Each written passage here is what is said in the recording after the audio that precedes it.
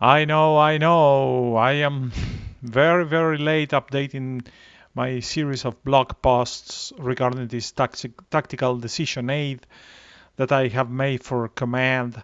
My excuse it is that real life has kept me very, very busy during the last month, and you have seen that in by the lack of posts. So uh, it is unlikely that I'm going to be writing too much in probably in a couple of days regarding how to program, how to do the scripting for this tactical decision aid. But in lieu of that, I thought, well, let me just make a video so you can see this prototype that I built, how it works, and to make some pointers out of it. So I just loaded it, and you see we're near North Korea. uh, Not for nothing. So I have here, as soon as I load this scenario, a US ship is loaded. Uh, as per the explanations that I posted in the blog, this is just run number one, so I call this USS ship run one. That's going to change when the thing is updated. And for North Korean submarine, I have North Korean submarine number one. And the idea it is to generate a series of situations where this North Korean submarine starts at different positions in this circle, while the U.S. ship moves to the south. And as soon as the U.S. ship reaches the area that it is marked here, but these reference points, the scenario is kind of stopped and the initial positions are repeated. However, the one thing is going to change it, and that is that the North Korean submarine is going to change positions, and so and so and so and so. So let's put a start on this, and I hope that you are watching this into some sort of high definition in YouTube, because otherwise it's going to be impossible to read.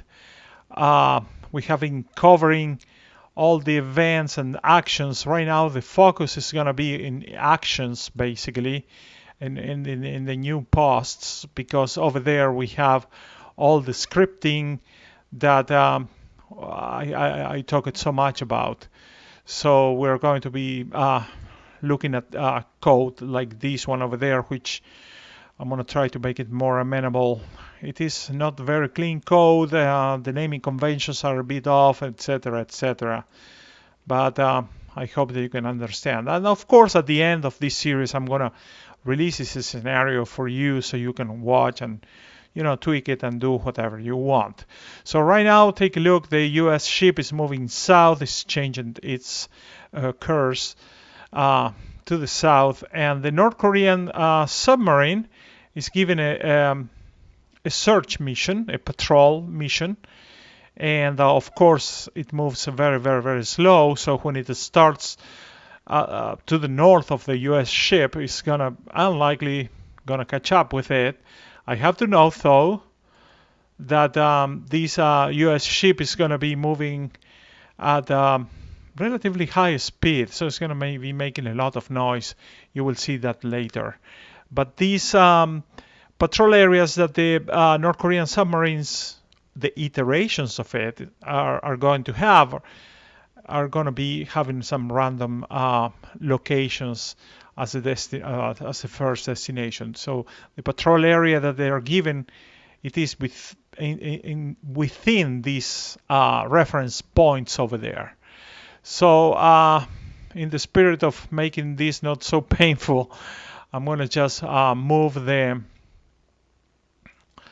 timer up. You see how both vessels are moving. Of course, the US ship is moving at 20 knots. It's making like a hell of a noise. It's not cavitating though. That's interesting. So as soon as this US ship reaches this area, it's going to cross this line or enter this polygon of this area. Bam! There you go. The scenario is restarted, and you can see that the North Korean submarine now is called sub number 2 because it's a different iteration. You have seen that it has shifted towards the right, so they start equidistant. And also the name of the US ship is changed to reflect that is run number 2. So as soon as it reaches that, bang, reload. The submarine, the North Korean submarine, has changed positions too, and so it goes. If there is no detection by the North Korean submarine, the scenario just reloads. When there is a detection, a mark is left in the start position of the North Korean submarine, indicating that that's a position where you may be a bit at the risk. So I'm going to move the timer a bit to a higher speed, 60 right now. Again, this is kind of boring to watch because we know that this guy cannot catch any type of noise. It's going to be very, very lucky if it does, but who knows. So one thing that I noticed it is very interesting. It is that if you choose 5 minutes, you see that event doesn't trigger or triggers very, very late. You see the US ship enters the area and it doesn't switch for a while. I suppose that this is because, the granularity of the simulation is changed when you have these high speed type of situations. But again, if you leave it at 60x, which is a compression factor the compression factor of 60x, you get very, very nice results, and particularly I suppose it's going to be more accurate. So we have it right now running. This is run number 9, and now we're running. Oh, look at this. This is a thing that I didn't fix.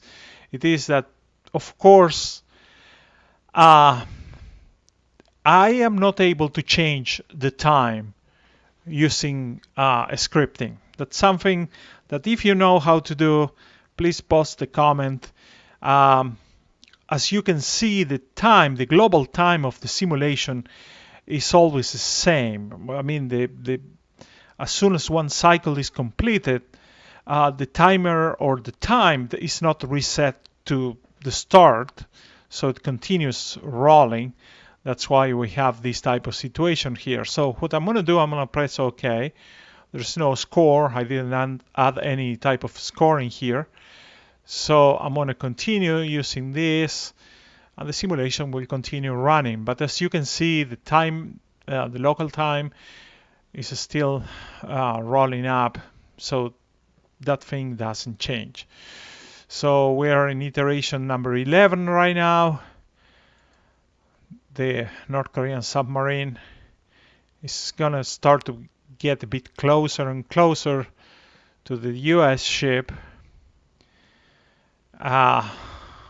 You see the patrol area of the North Korean submarine. It is within these reference points, and the route that is assigned first is totally random.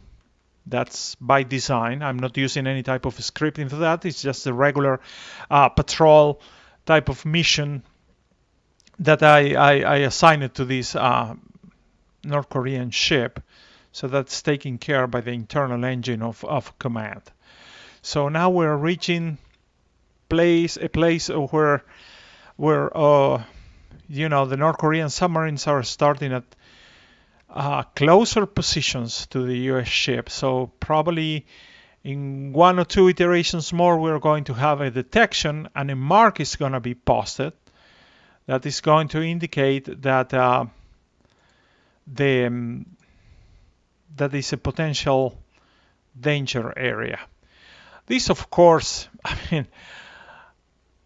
there's no surprise that that's going to happen, or what the conclusion is going to be. You see, the event, the US warship was detected, has been fired. So when the North Korean submarine starts at these positions entitled danger, it means that these are positions that probably for the US ship are going to be a bit problematic. And of course, it's totally random. You see the sensors of the North Korean submarine can suffer from this effect due to the random type of heading that the ship can have at the start. But in general, of course, the US ship is going to have some issues if the submarine starts to its front. And there it goes. One more. I'm going to let it run for a couple of more situations there. You see all these danger areas are possibly places that the US ship is going to have some issues as being detected or whatnot. And of course, as the cycle completes, it's going to go all the way up. Now we are in iteration number 31, and 32. In iteration 32, and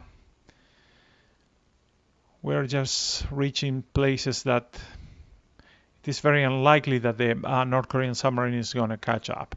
So again, the conclusions that we're getting from this tactical decision aid, quote unquote, are very, very silly. Anybody would know this. But at least I wanted to challenge myself to construct this and to, kind of compile it and get it to work in a way that it can be useful for other things. I particularly like using this engine for recursive calculations, like running a scenario over and over again, so one can get some sort of probabilistic type of thing.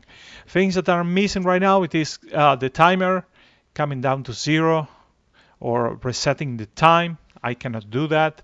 And the other thing that I cannot do, it is to calculate positions and to, let's say, write down latitude and longitudes for this one and for these danger areas, so one can generate some sort of probabilistic type of landscape.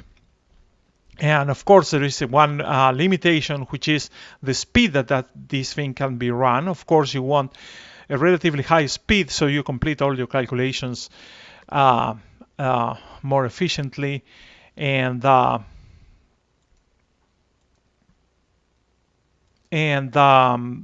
course the granularity is going to be an issue, because if you make it too fast, some events may not trigger and whatnot. So this is it. Basically, I just wanted to show how it works.